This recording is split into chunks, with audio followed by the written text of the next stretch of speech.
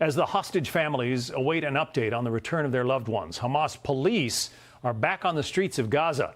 The terror group said yesterday it would redeploy security forces and reassert its authority along the Gaza Strip. President Trump yesterday warned the terror group to uphold the ceasefire. They knew the retribution would be tremendous, unsustainable. It would have been unsustainable. It would have been complete obliteration. Trump on Hamas agreement to a ceasefire as Hamas returns to Gaza. Check this out. And they didn't want that. And nobody wants it at this point. They want to get on with, rebuilding the entire Middle East. It's not only Gaza, it's going to be the entire Middle East. Let's bring in John Hanna, former national security advisor to Vice President Dick Cheney. So what do you think the chances are, John, that Hamas upholds this agreement? Well, the signs aren't good, John. As soon as the Israelis began to pull back from that line of control, these guys came out of their tunnels to reassert their control over the population in Gaza, to settle scores with anybody that they thought had tried to cross their authority. Here it is, the classic Fox News framing. Hamas equals pure demonic evil, while Israel equals flawless guardian of good justice. And yeah, let's be real, Hamas is savage, but Fox News acts like Gaza just magically fell apart on its own. They skip right over the parts of years of siege, bombings, blockades, and endless corruption. The stuff that created this chaos in the first place. So what do we get instead? Selective outrage. They point fingers without ever looking in the mirror. That is not journalism. That is moral cherry picking on steroids. And that is how they sell war as righteousness every single night.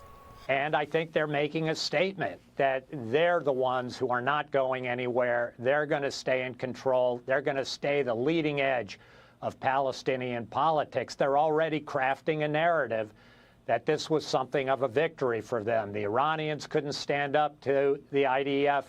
Hezbollah couldn't. Hamas came out and is still standing. Well, they're still standing, but I want to put up on the screen a list of the Hamas leaders who have been whacked in the days since, the October 7th attacks. Going back to July 2024, Hamas and Hezbollah leaders have been killed, captured, or overthrown, as the graphic says. How can they call this a victory when so much of their leadership has been decimated? Yeah, I mean, martyrdom is the thing with Islamic fundamentalists, right? You're sent straight to heaven for their great feats against the Israeli occupiers. Listen, what Hamas will say is we were sitting with the United States, with Israel, with all the Arab states in those negotiations. We are the address for negotiating the future of the Palestinian national movement. The Palestinian Authority in the West Bank, illegitimate, corrupt, nowhere to be found. We are the ones putting the Palestinian issue back on the international agenda. It's wicked. It makes no sense to any kind of Western mind when you look at that devastation in Gaza. My guess is it doesn't make sense to the people of Gaza who are returning to their homes that have been left in rubble. But this is the narrative they're crafting, and it speaks to the challenge that the disarmament of Hamas, which is supposed to be in phase 2 of this plan, that's where really the rubber's going to meet the road to see whether the United States, Israel, and our Arab allies can really get the job done in implementing the rest of this plan. Yeah, Eli Sharabi is one of the Israeli hostages who spent more than a year and a half in captivity. Eli says that Hamas said that they are coming back. Listen. I had many conversations with them, and in each conversation, they repeat, first of all, they will come back on 2026, 2027, 24, 28. As much as it takes, and they come back to Israel and kill all of us. This is physiological warfare, broadcast live. It is meant to keep fear alive.